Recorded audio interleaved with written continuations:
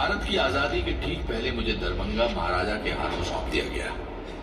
1957-58 में दरभंगा के महाराजा सर कामेश्वर सिंह ने पंजाब सरकार को एक प्रॉपर्टी किराए पर दी। शुरू में पंजाब सरकार की कई विंग्स और बाद में हिमाचल की पुलिस कई वर्षों तक यहाँ रही।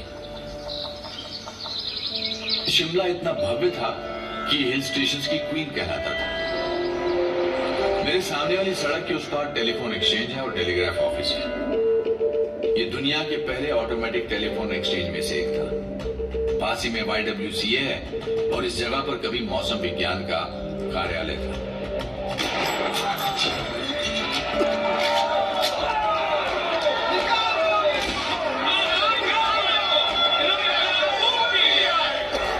उत्तर भारत के लिए 1857 की शुरुआत शांतिपूर्ण थी, लेकिन इस शांति की गोद में एक तूफान पड़ रहा था। ये तूफान भारत की आजादी की पहली लड़ाई के रूप में दिखा और इसने भारत में ईस्ट इंडिया कंपनी के क्रूर शासन की जड़ें हिला दी।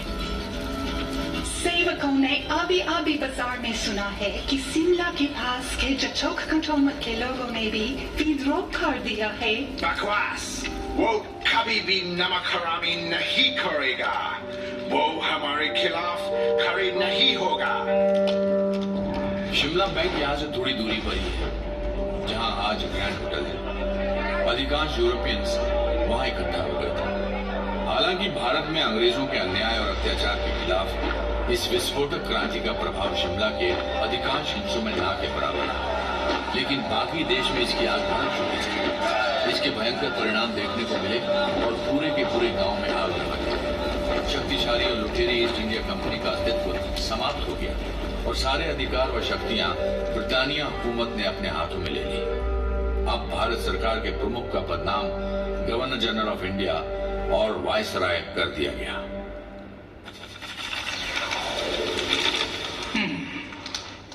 मुझको लगता है कि भारत का secretary of state sir Charles Wood Shimla को समर कैपिटल बनाने को मान जाएगा। I cannot stand the heat। और मैं भारत में इसको काफी झेल चुका है। सर जॉन, उस उमस भरा कलकत्ता का गर्मी में जितना काम हम 10 दिन में पूरा करेगा, वो तो यहाँ 1 दिन में हो जाएगा। 1864 में सर जॉन लॉरेंस के वायसरॉय बनने के बाद शिमला शहर आधिकारिक रूप से भारत की ग्रीष्मकालीन राजधानी बन गया। हालांकि इसे समर कैपिटल का नाम तो दिया गया, लेकिन वर्ष के अधिकांश समय सरकारी कामकाज यहीं से होता था और फिर जाड़े के महीनों में शिमला से कोसों दूर कलकत्ता चला जाता था और उसके बाद नई दिल्ली। ये गांव शक्ति का केंद्र बन गया था। वायसराय के शिमला के थंडर क्लाउड हाउस से धरती पर मनुष्य की आबादी के 5वें हिस्से पर शासन चला करता था। क्या कोई लड़ाई चल रही है बाबा? इतने सारे लोग हाथियों और घोड़ों पर बड़े-बड़े बक्से लादकर कहाँ ले जा रहे हैं?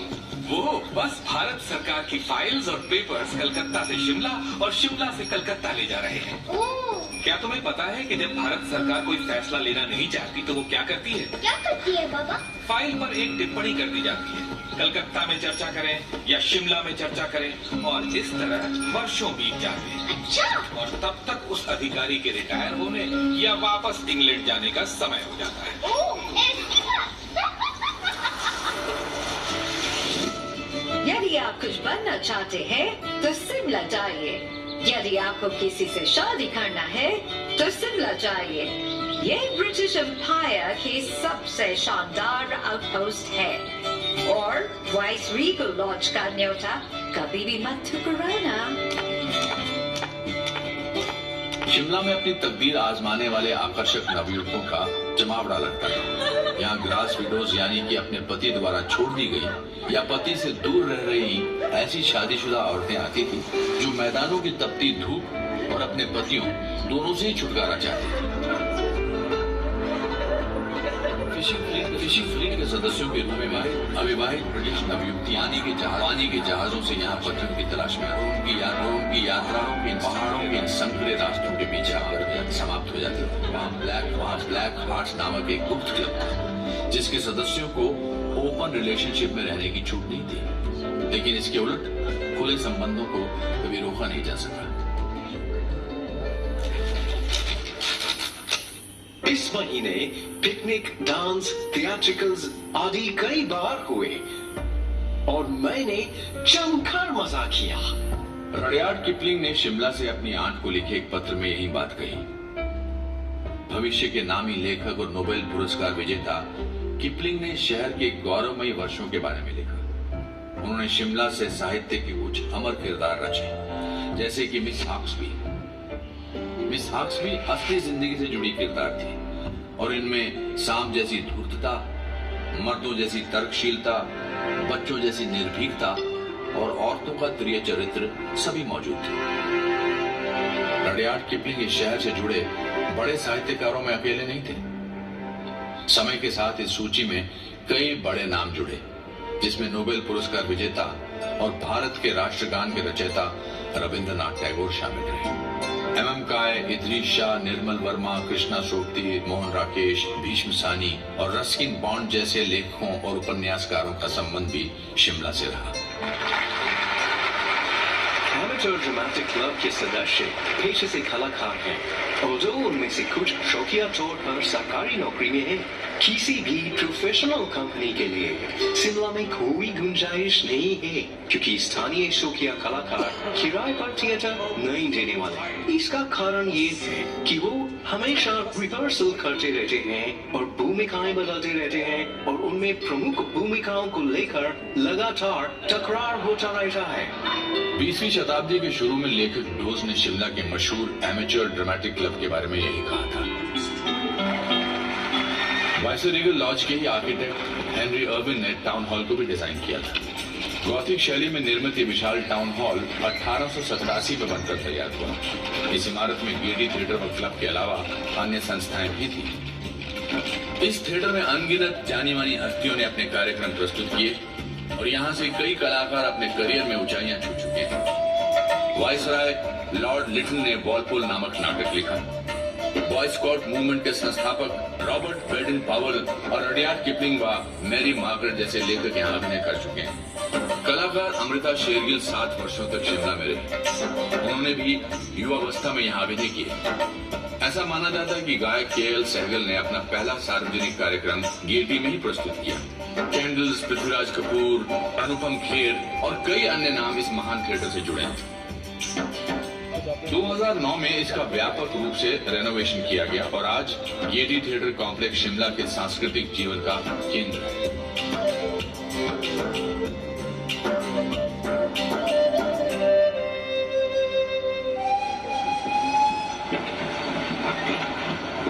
उन्नीसवीं शताब्दी के अंत में दुनिया तेजी से बदल रही थी। पहली औद्योगिक क्रांति का प्रभाव दुनिया के कोने कोने में दिख रहा था। स्टीम रेल इसी बदलाव का एक बहुत बड़ा हिस्सा थी। अभी हमें और कितने सर्वे करना है? कालका से शिमला के बीच रेलवे लाइन बिछाने में कितना समय लगेगा? बढ़ते रहो, हम सराबों और कुछ अलाइनमेंट्स में फंसे हैं। साहिब, हमें एक व्यक्ति के बारे में बताया गया है जो शायद हमारी मदद कर सके। उसका नाम भलकू है साहिब। उसने 1850 के दशक में ग्रेट हिंदुस्तान तिब्बत रोड बनाने में काम किया था। ठीक है, चलकर उससे बात करते हैं और देखता है कि क्या होते हैं।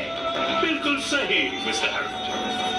सर, शिमला को गढ़ने में सिर्फ अमीर और ताकतवर लोगों का ही योगदान नहीं था। कालका शिमला रेलवे लाइन बनाने में हजारों की संख्या में मजदूरों ने काम किया। लोगों की माने तो जब रेल पटरी का निर्माण शुरू हुआ तब भलकू, जिसने 1850 में ग्रेट हिंदुस्तान तिब्बत रोड बनाने में काम किया था, उम्र दराज हो चुका था। कहा जाता है कि चीफ इंजीनियर और रेलवे के एजेंट एच.एस. हैरिंगटन के आगे आगे एक लंबे कद के कर्मचारी के साथ चलते हुए उसने रेलवे लाइन निकालने का रास्ता दिखाया। स्थानीय लोरियों में बताया जाता है कि उनके ग्राम देवता ने सपने में आकर उन्हें इस रेलवे लाइन का रास्ता बताया था। और कुछ लोगों का मानना है कि कालका और शिमला के बीच 19 स्टेशनों से गुजरने वाली इस पटरी का खाका उन्होंने ही तैयार किया। आज कालका शिमला रेलवे लाइन यूनेस्को की विश्व धरोहर सूची में शामिल है।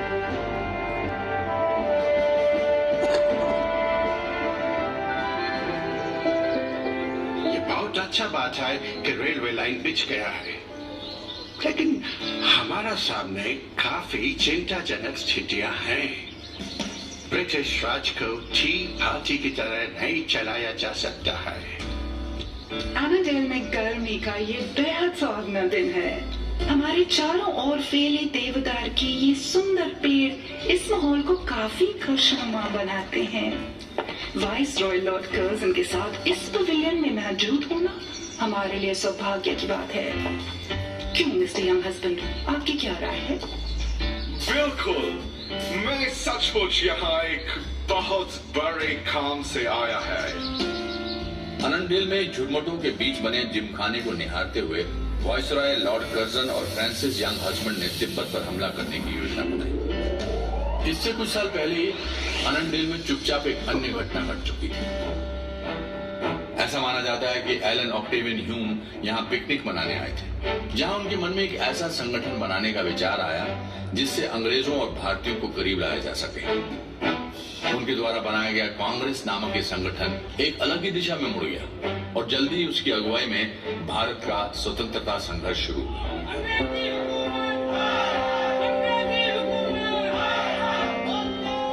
एक बात और, डुरंट फुटबॉल टूर्नामेंट जो आज भी खेला जाता है की शुरुआत अनंडेल से हुई।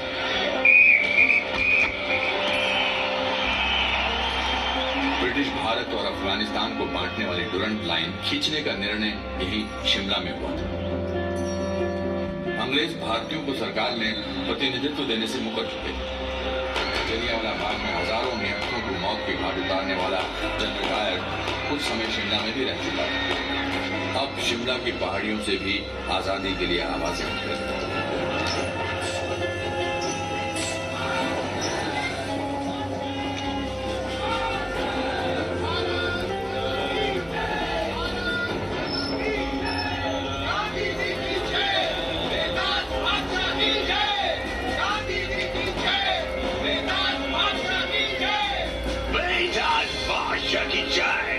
इडियट, तुम वर्ल्ड का सबसे पावरफुल गवर्नमेंट को हराने का ड्रीम करता है।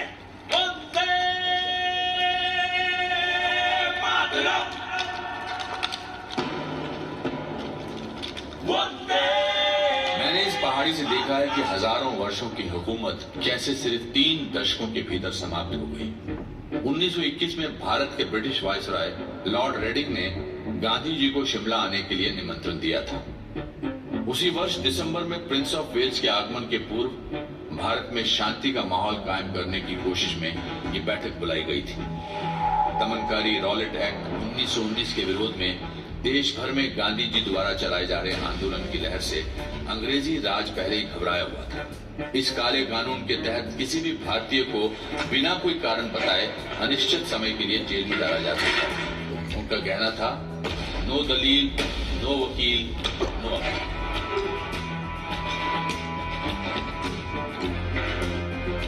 इस दौरे के बाद कई अन्य राष्ट्रवादी नेता शिमला में 1947 तक आते रहे। जिस वर्ष भारत आजाद हुआ, पंडित नेहरू, सी राजगोपालाचारी, सरदार पटेल, सुभाष चंद्र बोस, मदन मोहन मालवीय, अब्दुल गफ्फार खान, गोविंद वल्लभ भाई पंत और मौलाना आजाद ने नियमित रूप से यहाँ रह रहे अंग्रेज उच्चाधिकारियों को जनमत से अवगत कराया। कुछ समय के लिए पाकिस्तान के निर्माता मोहम्मद अली जिन्ना का भी शिमला में एक घर था। 1939 में दूसरे विश्व युद्ध की शुरुआत के साथ सरकार का शिमला आना जाना बंद हो गया, लेकिन यहाँ अनेक बैठकें और सम्मेलन आयोजित होते रहे। 1939 में ही शिमला की पहाड़ियों में हिमालय रियासती प्रजामंडल एक राष्ट्रवादी संगठन के रूप में सक्रिय हो गया। शिमला में आजादी के आंदोलन के अग्रणी नेताओं में भागमल सौथा, पंडित पदमदेव, मनशाराम, डॉक्टर केदारनाथ, लाला हरीशचंद्र और अमरीकी सत्यानंद स्टोक्स शामिल रहे। महिलाओं ने भी जमकर साथ दिया। लक्ष्मी देवी, कमला देवी, सत्यवती और लज्जा वर्मा जैसी महिलाओं ने इस स्वतंत्रता आंदोलन में बढ़ चढ़कर हिस्सा लिया। आजादी के बाद सिरमौर के डॉक्टर वाई.एस. परमार हिमाचल प्रदेश के पहले मुख्यमंत्री बने। 1947 में वाइसरॉय लॉर्ड वेवल ने शिमला सम्मेलन का प्रस्ताव रखा। उम्मीद थी कि इस सम्मेलन से देश को एकजुट रखते हुए भारत की आजादी के स्वरूप का हल निकलेगा। 1946 में कैबिनेट मिशन भारत आया। भारत की आजादी और भारतीय उपमहाद्वीप के विभाजन से जुड़े कई प्रस्तावों को शिमला में निश्चित रूप दिया गया। 1947 के शुरू में भारत के अंतिम ब्रिटिश वायसराय लॉर्ड माउंटबेटन का आगमन हुआ। उनके कार्यकाल के दौरान यूनाइटेड सर्विसेज क्लब में कई सत्र आयोजित हुए। सर सिरिल रेडक्लिफ की अध्यक्षता में सीमा आयोग ने देश का बंटवारा किया और पाकिस्तान का जन्म हुआ। 15 अगस्त 1947 को भारत गुलामी की बेड़ियों से आजाद हो गया।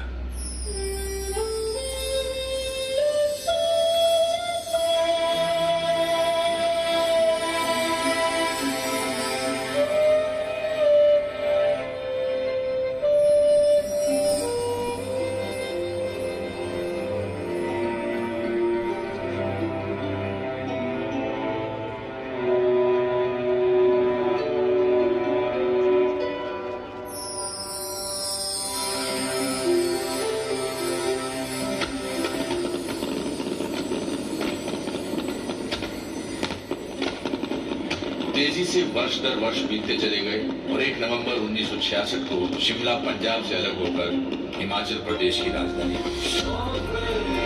फिर 1972 में बांसकोट में भारत और पाकिस्तान के बीच शिमला समझौते पर हस्ताक्षर हुआ। बांसकोट ही आज का राजभवन है। विस यूनिटा फ्रंटियर यानी एकता में बल। पहले के सिरमौर रियासत का यही ध्येय वाक्य था, जिनका राज्य चिन्ह इस आलीशान इमारत की रेलिंग्स पर अंकित है। और शिमला या शिमला, इस बारे में क्या कहेंगे? आप किसी भी नाम से इस जगह को पुकार सकते हैं। कुछ ही ऐसे देश होंगे जहां के किसी अकेले शहर का इतिहास शिमला जैसा समृद्ध है।